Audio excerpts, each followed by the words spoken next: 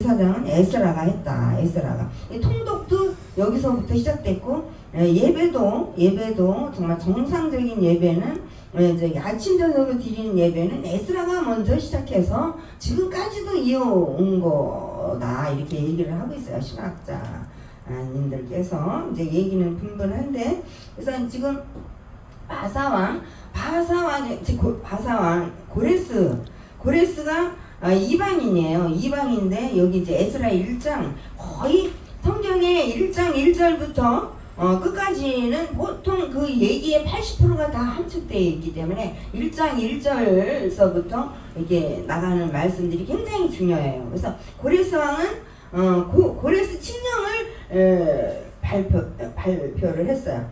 칙령은 뭐냐 하면은 우리 여기 바사왕 여기 1장 1절에 보면 바사왕 고레스 원년에 여호와께서 예레미야 입을 통하여 하신 말씀을 이루게 하시려고 바사왕 고레스 마음을 감동시키매 그가 온 나라에 공포도 하고 조소도 내려 이르되. 그래서 2절에 보세요. 바사왕 고레스는 말하노니 하늘의 하나님 여호와께서 세상 모든 나라를 내게 주셨고 나에게 명령하사 유다 예루살렘의 성전을 건축하라고 하셨나니. 그래서 칙령을 내린 거예요. 그 바사왕이 이방인이에요. 근데 하나님께서는 필요하면 이방인도 들어쓰시고 뭐 장로님도 들어쓰시고 김민규 목사님도 들어쓰시고 김기수 집사님도 들어쓰실 수도 있어. 하나님 필요하면 이방인인데도 하나님 나라 일을 했어요. 그래가지고 고레스 왕은 어느 나라 왕이냐?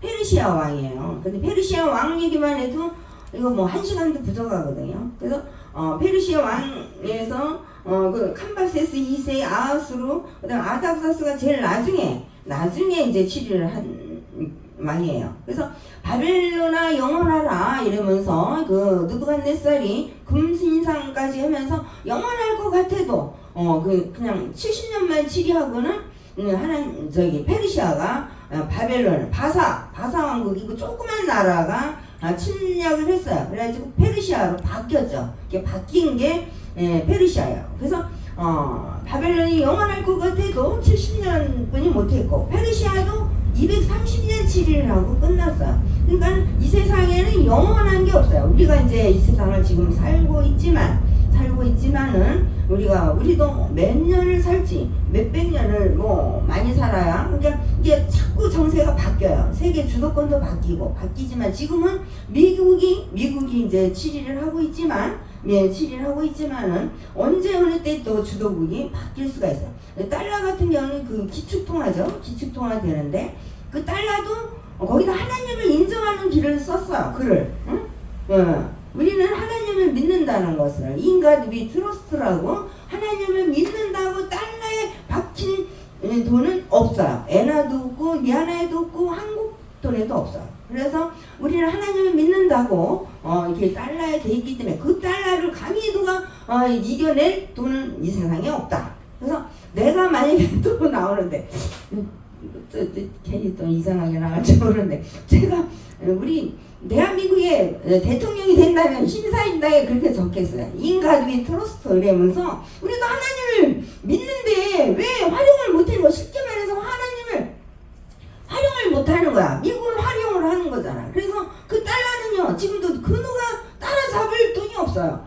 위안화에 뭐가 있어요? 엔화에 있어요? 아무것도 없습니다. 그래서 저는 심사임당이 5만원짜리 볼 때마다 그러나 아니 우리나라 대통령은 기가 멀어서 돈이 멀었는데 하면서 아니 왜 남들은 다 이렇게 해가지고 잘못 믿을지라도 그 달러에다 이 돈에다가 하나님을 믿는다라는 말을 써주면 그 세계를 제패를 할 텐데 그거를 못하고 있구나. 그래서 이 바사 왕국도 조그만 나라인데 먹었잖아요. 이미 바벨론을 먹어서 페르시아로 바꿔가지고 이렇게 하는 거죠. 그래서 바사 왕 고레스가 칙령을 선포를 한 거예요. 왜? 어떤 걸로? 왜냐하면 이스라엘 성전을 하나님께서 건축하라는 명령을 듣고 예루살렘 성전을 건축하라고 했어요. 그래서 이스라엘 하나님은 참 신이시라. 너희 중에 그 백성된 자는 다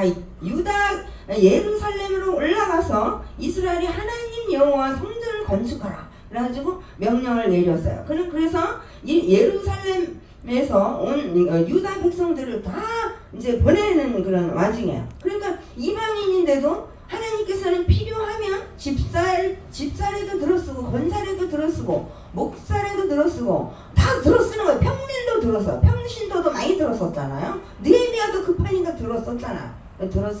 들어쓰기 때문에 하나님은 급하면 다 들어쓰신다는 그런 말씀을 하고 계십니다. 그래서 건축하라는 명령을 듣고 이제 자기 나라에 기원을 하는 거예요. 그래서 이스라엘은 옛날이나 지금이나 전쟁이 나거나 이러면은 애들이 유학을 갔다가 다시 이렇게 귀환을 한대요. 지금까지도 돌아오고 있는 상황이래요. 근데 우리나라는 어떻습니까? 국민성이 차이가 나는 것 같아요. 국민성이. 왜? 전쟁이 나면 도망가기 바쁜데 엄마 아버지가 부모가 그렇게 가르쳤어요. 그냥 공부만 99% 그냥 하고 이기적인 삶을 사는 이 교육제도, 이게 지금 제가 자꾸 몇 번씩 얘기하는데 정말 시정해야 돼요. 인성교육은 빵점이야, 빵점.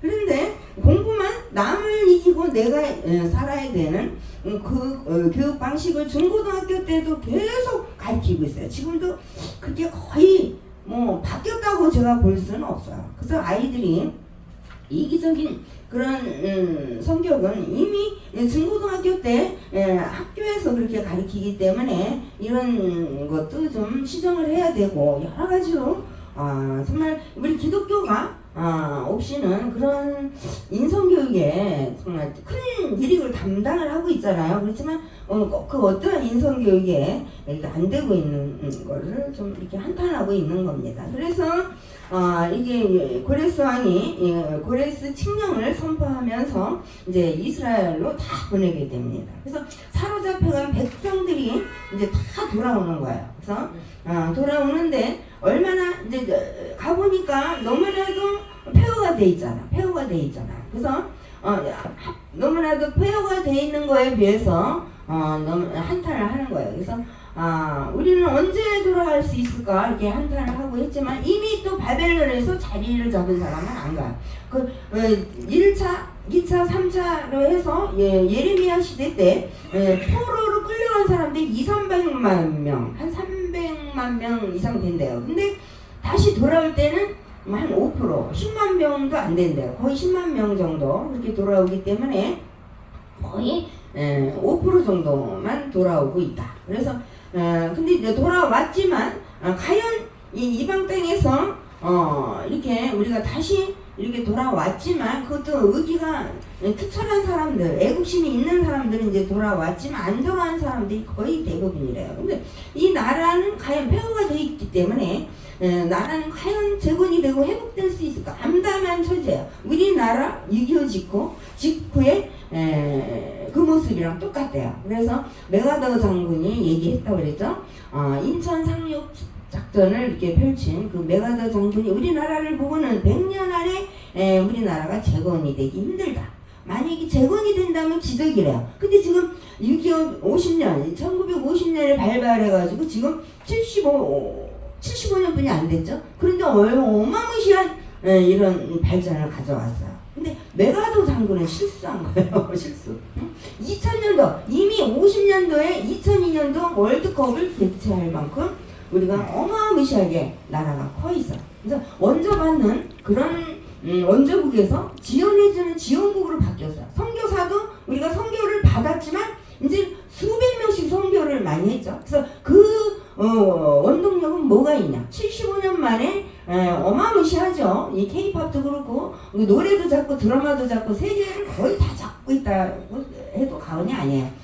근데 이제 무력만 지금 이제 그것도 이제 김정은하고 합의를 본다면 우리나라가 거의 모든 것을 장악하지 않겠냐. 근데 지금 75년 만에 K-팝서부터 어마무시한 발전을 가지고 오고 있는 우리 대한민국입니다. 그래서 메가더 장군은 우리 국민에게 사죄를 해야 되고 이제 그런 게 이제 나왔어요. 그래서 정말 한 75년, 50년 만에 한강 기적을 일으킨 대한민국입니다. 그래서 똑같이 이제 예루살렘 이 유다 민족이 이렇게 다시 돌아와서 봤을 때 우리나라 6.25 직후랑 똑같다. 똑같아서 암담한 암담한 시절이야. 암담하고 어떻게 손을 댈 수가 없는 거야. 어디서부터 손을 댈 줄 모르는 그런 상황이 되고 있죠. 그래서 나라는 재건되고 회복될 수 있을까? 이러면서 아주 심란한 그런 상황에서 하나님께서 에스라를 스룹바벨하고 에스라를 이제 들어쓰게 되죠. 그래서 느헤미야도 거의 에스라가 썼고 역대기 상하도 에스라야.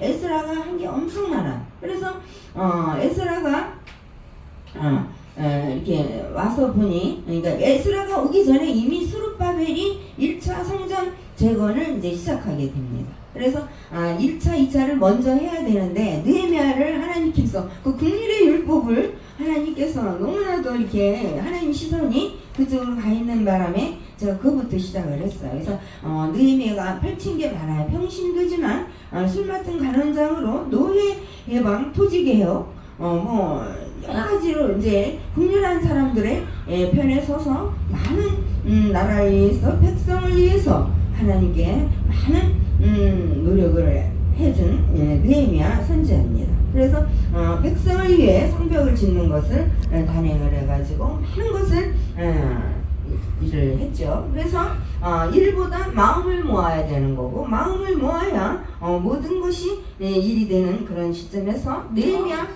그 성벽 재건을 50일 만에 마음으로 했다. 그래서 한 손에는 창을 들고 한 손에는 무기를 들면서 기적 같은 일이 일어났습니다. 그래서 느헤미야가 원래 획을 많이 걷기 때문에 국률의 율법으로 하나님께 엄청 칭송을 받은 사람입니다. 그래서 그 와중에 느헤미야 기도 역시 백성을 위해서 토설 기도를 하면서 회개사복한 기도도 하나님께서 굉장히 기 받았기 때문에 기도 중에 술 맡은 간원장이 된 부분, 이 굉장히 중요한 부분입니다. 그래서 우리가 왜 기도가 응답이 안 되냐, 왜 그거에 대해서 보면은 먼저 너희가 회개사복 기도부터 해야 된다. 다니엘서부터 자기 죄는 일도 없지만 하나님 이 백성을 위해서 회개사복 기도를 했어요. 그렇기 때문에 응답들이 한 도중에 그냥 뚝뚝 떨어지는 겁니다. 그래서